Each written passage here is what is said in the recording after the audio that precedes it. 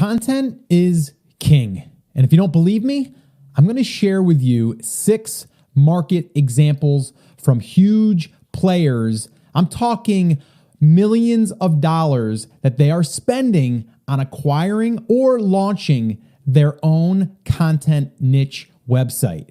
If you don't believe me, you're going to want to stick around and listen to this episode. Well, hey, what's up, everyone? Welcome back to another episode of the Amazing Seller Podcast. This is episode number 791. My name is Scott Boker, and I'm here to help you build a future-proof business so you can create the ultimate freedom. But, and there's always a but, you must take what you learn from this podcast and take action, and you can become the amazing seller of your life. So if you're ready, I'm ready. Let's do this.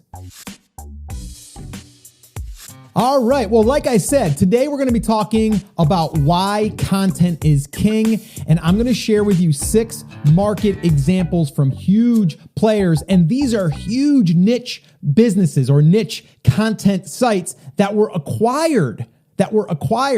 Now, my good friend over at Quiet Light Brokerage, Joe Valley, had also shared a story with me one time that a recent sale that they did resulted in over, I believe it was $12 million they acquired for a content site, just content.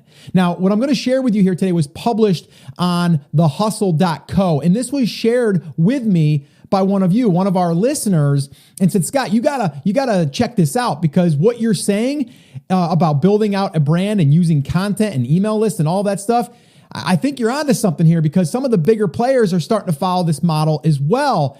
And they actually did it to save their business. And I'll talk about that here in a minute. But the other thing I want to highlight here, and this isn't even what I intended on sharing with you, but the website, thehustle.co, they are basically reporting. They're like a reporter in a sense. They're sharing stories of others on their website, and they publish business and tech news. That's basically what they do. And that's one of these articles that I'm going to share with you, and I'll read a little bit of it. And they share these different markets that this one company acquired, and I'll tell you why here in a minute. And it's just pretty remarkable. But this company right here, thehustle.co, it's a website that publishes news and updates and just interesting stories, right? They have 1 million subscribers, okay? They're not necessarily the content creators in a sense. They're reporting, okay? And they're getting traffic. They have 1 million subscribers, okay? They also, and I looked at the numbers here, they're getting over 200,000 organic searches on Google alone, just from searches. That's not talking about sharing the content. That's not talking about anything social. That's just organic searches, all right? So again, they're publishing content. And then from there, if people come into that world, they also have their own little conference. They have other things that they're monetizing with, but they also have ad spots. They have sponsorships. They have ways that they're leveraging their traffic. And that's what I've been talking about. And again, I go back to like building out your brand with these core principles. And if you are just tuning in, or if you have not yet went through the Brand Creators Playbook, you're going to want to do that, because we map it out inside of there, how to identify your market, but then how to drill down in your market and then serve the market with content to get attention and build traffic. And then from there, turn that into dollars. All right. So if you're interested in grabbing a copy of that, head over to brandcreatorsbook.com. Again, that's brandcreatorsbook.com. All right. So let me get right to it. All right. The company that I'm talking about is Dotdash. Okay. Dotdash.com. Okay. They are an evergreen empire. Okay. And they're getting even more underneath their umbrella. All right. Because they kind of seen, they seen some things changing. So they needed to do things a little bit different. All right. Now, what I'm going to do here is I'm going to read what they had written in this post from thehustle.co, and then we'll talk about it. All right. So they started off and said, although other ad-based media publishers seem to be struggling, the digital publisher Dotdash, formerly About.com, has carved out success by featuring evergreen content that's not pegged to the news cycle. And now Dotdash is expanding its Evergreen empire by buying 2 sites that publish evergreen content about evergreens. Yes, we're talking about evergreen trees, people. That's right. The 2 newest pieces of Dotdash's portfolio, Tree Hugger and Mother Nature Network, both feature content about trees and other greenery. All right, so let me just call a timeout here for a minute. And Kevin Sanderson, if you're listening, blow that whistle. All right, so what I want to just highlight here is, number one, I'm reading this and I'm like, okay, content sites, yes, people are seeing these as valuable. There's something that even if all I wanted to do is just build a content site and just leverage the traffic and then maybe sell it to someone like Dotdash or someone that wanted a content site, it's happening. Okay, it's happening out there. And in some upcoming episodes, I'm actually going to be having some people come on that are doing exactly this to build it to sell. And that's actually something that I'm working on inside of Brand Creators Academy. We're building out 2 brands right now with the potential of possibly selling down the road or turning it into a recurring revenue model. All right. And we're documenting everything inside of there, and all of our Academy members are going through that with us. All right. But what I also want to highlight here is I'm paying attention to what they invested in. They invested in Tree Hugger and Mother Nature Network. Both are about trees and other greenery. So I'm thinking to myself, well, I guess that the nature market and the greenery and trees and nursery market is probably something that is viable, right? So I'm just paying attention. I'm not saying I'm going to launch something in that space, but it does make me say, wow, okay, let me keep that logged in. And then if something appears, at least I understand that it's been proven that they've spent a lot of money to acquire these businesses. All right. So let's go ahead and keep reading. The 2 sites fit Dotdash's portfolio because they feature content about a popular topic, a well-established audience, sustainability. Okay. Sustainability, a well-established audience. Okay. They feature service content, stories that tell people how to calculate the environmental footprint of their meat consumption. For example, that's not focused on breaking news. Okay. So it's not just breaking news that's here today and gone tomorrow. They've changed that. They're looking at what we call evergreen content. And in this case, evergreen meaning trees. They're also talking about evergreen meaning if you plant that content piece today, that seed, it can get you traffic a year from now, 10 years from now. Okay. And I've seen it done, guys. I've seen it done in my own businesses, but also other people that I know. Okay. It works really, really well. And you also want to go into this thing about content that you can create that can be evergreen. You don't want to do something that's just news today and gone tomorrow and it's stale, it's outdated, right? And that's what they're doing. So we got to learn from this, okay? Learn from this example that I'm sharing with you, all right? So let me keep reading. Dotdash shows that ad-based media still works, especially when it's not reliant on breaking news and when it caters to loyal niche audiences. Let me repeat that. Dotdash shows that ad-based media still works, especially when it's not reliant on breaking news and when it caters to loyal niche audiences. Dotdash, which is profitable and did $160 million in revenue last year, has built its entire strategy around launching or acquiring niche content sites instead of flashy news sites. All right, you might want to just hit that little skip button back and listen to that again. $160 million in revenue last year, okay, mainly from ads that are based on their platform, okay, because that's what they are, right? They're serving ads to certain markets, and that's where they're making their money, all right? So their strategy now is focused around launching their own or acquiring up and running niche content sites, okay, instead of a flashy news site, okay? Let me now give you some additional ones. So those are 2. I'm actually going to give you, let's see here, I'm going to give you 6 more. So I'm going to give you 8, all right, total, all right? And this is pretty awesome, all right? So some of the portfolio sites and their respective niches that Dotdash has self-launched Investopedia, Okay. Investopedia, I think that's how you say it. It's about investing. It gets 59 million monthly visitors. Okay. 59 million monthly visitors. Okay. The next one up is The Spruce. It's home design. The Spruce, home design, 26 million. Okay. And that's 26 million people. Okay. Trip Savvy. Okay. TRIPSAVVY, vacation travel, 20 million.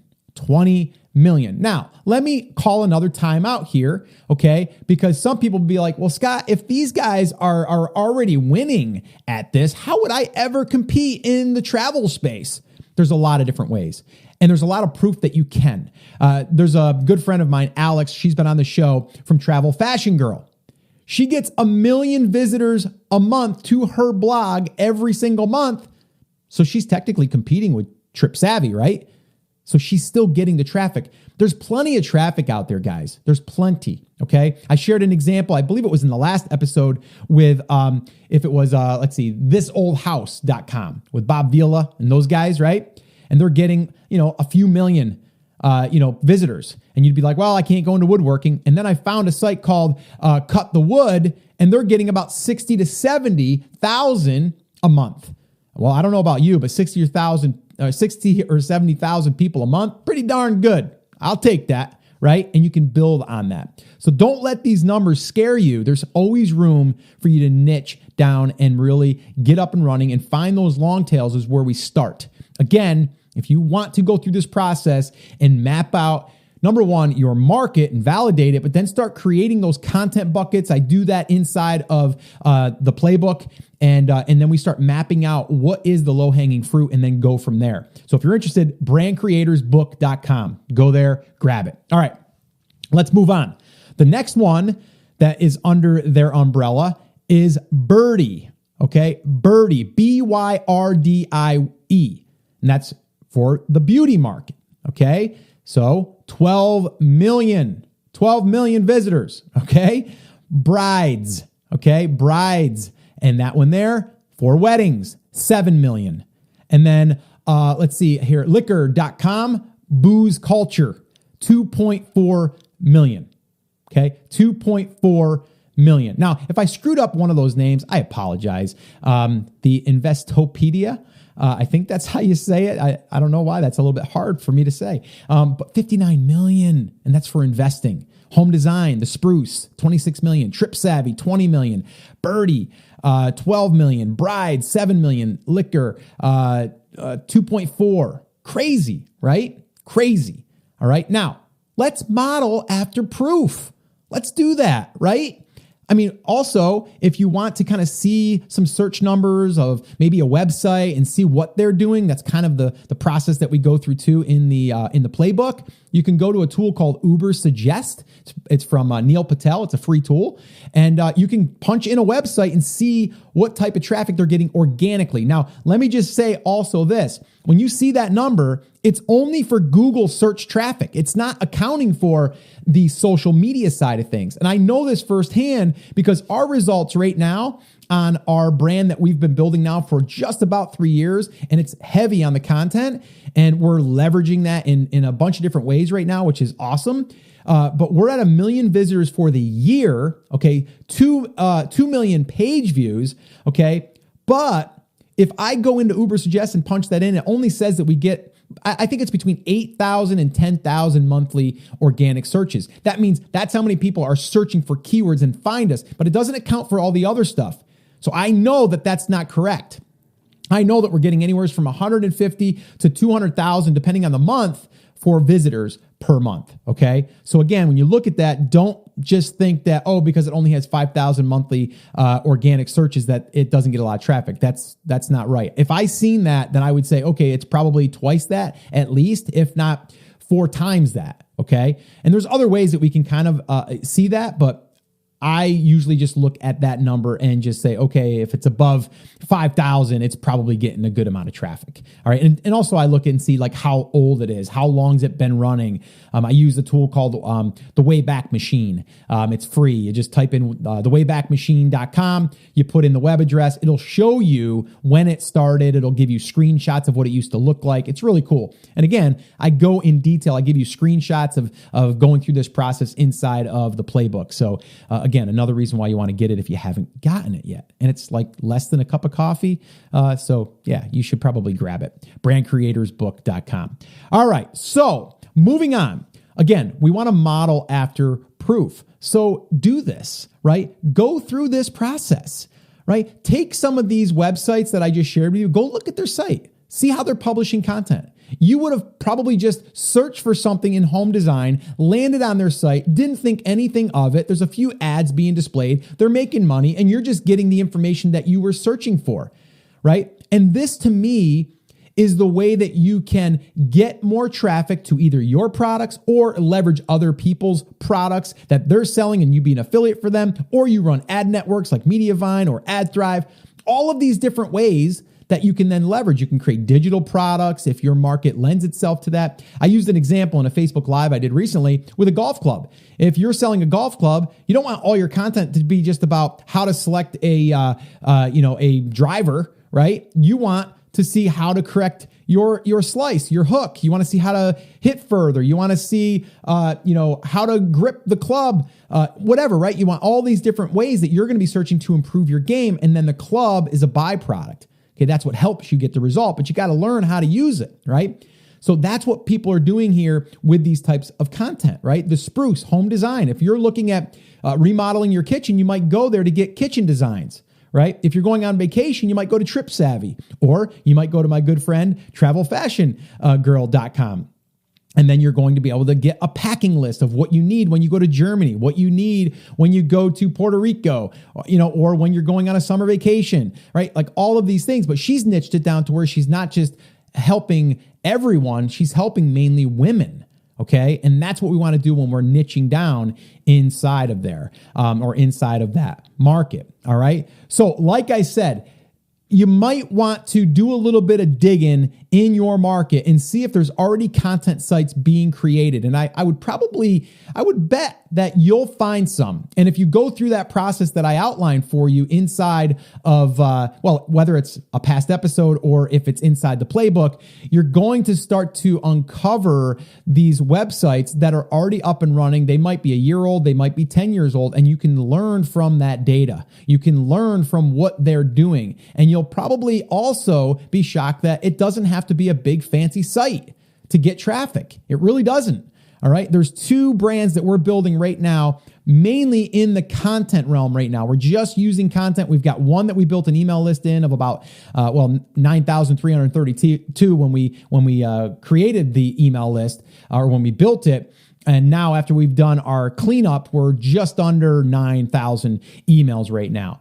And so we're doing this, but our whole goal here is to build out a content site that gets traffic, okay, and steadily gets more and more traffic. And then we're able to leverage that traffic and then direct it to wherever we want. We can build our email list. We can do all kinds of cool stuff because it's our property. It's our real estate. All right. So I want to give a little shout out to Dan Fay for recommending me checking this out. And this was really interesting. And I really just love hearing this because this is what I've been saying. This is what I've been doing.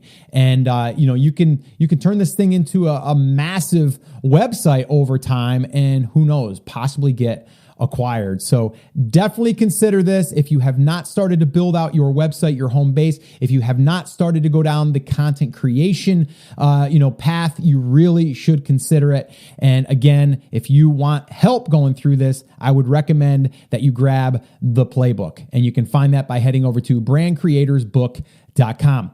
If you want the show notes to this episode, and I will drop a link into this article that was written and you can go check it out, you can head over to theamazingseller.com/791. Once again, that's theamazingseller.com/791. All right, guys, so that is it. That's going to wrap it up. As always, remember, I'm here for you. I believe in you, and I am rooting for you. But you have to, come on, say it with me, say it loud, say it proud, take action. Have an awesome, amazing day, and I'll see you right back here on the next episode.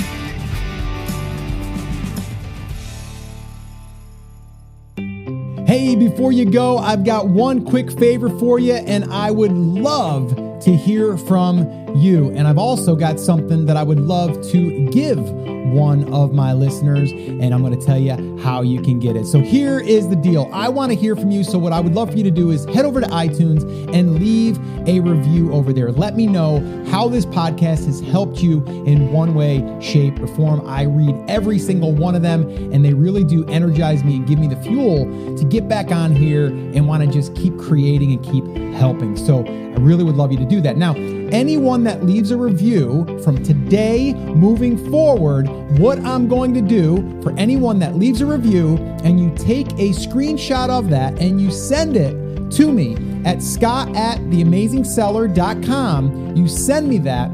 What I'm going to do is I'm going to enter everyone once a month into a little contest. And in that contest, I'm going to pull one winner, and I'm going to send them a gift, a special personalized gift just for you.